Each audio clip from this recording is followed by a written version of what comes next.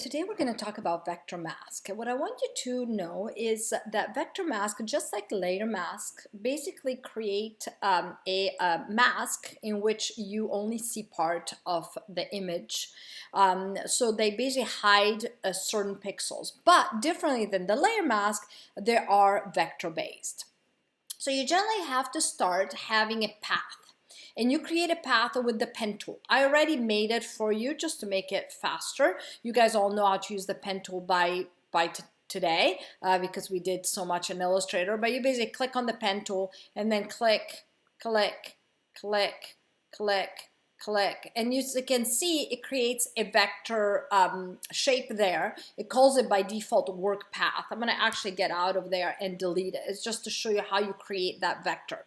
You go in with a pen tool and you create it. Then you want to click on that vector. So you see that this path is actually now highlighted. You see that, right? You have to make sure not to miss this step of clicking on the vector and having the vector loaded.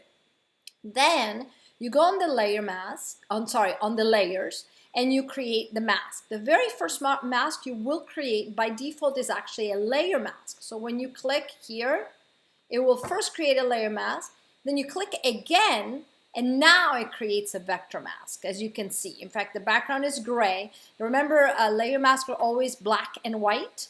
A vector mask, our background this time is gray, and white again is what is visible and revealed and part of the selection, as it was for the layer mask. Now, what if you want to do some neat effects in this vector mask that is hinging on shapes? You can go right here where there are these strange 3 dots at the very bottom, and you see that it says custom shape tool. Sometimes instead you'll see a different tool like the one of these, any of these. So you don't always see the custom shape tool, but what you need to do is make sure if you don't see it, let's say if you saw the note tool, just hold on to it and you'll see that one of your options is this custom shape tool. Now you go up here and you choose which shape you want. And right now I'm going to choose, for the sake of it, this one, this standard, fairly common shape. And I'm going to go onto here. Now make sure that up here you have path selected. And now you're going to click and drag. And I'm going to hold the shift key and let go. And now you'll notice that if I deselect, what I see through that, this becomes a hole that shows me the poppies again. So when I created my mask, my vector mask, I basically made it that I could see the winter layer behind. But when I go in and I create shapes, I bring back the background of my original layer. That is kind of neat.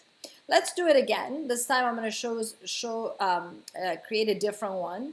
And again, click and drag holding the shift so we're not deforming the image. And obviously you can make as many as you want. And you can go in and actually dig for more shapes. If you go on here, you can actually append default shapes and say, okay.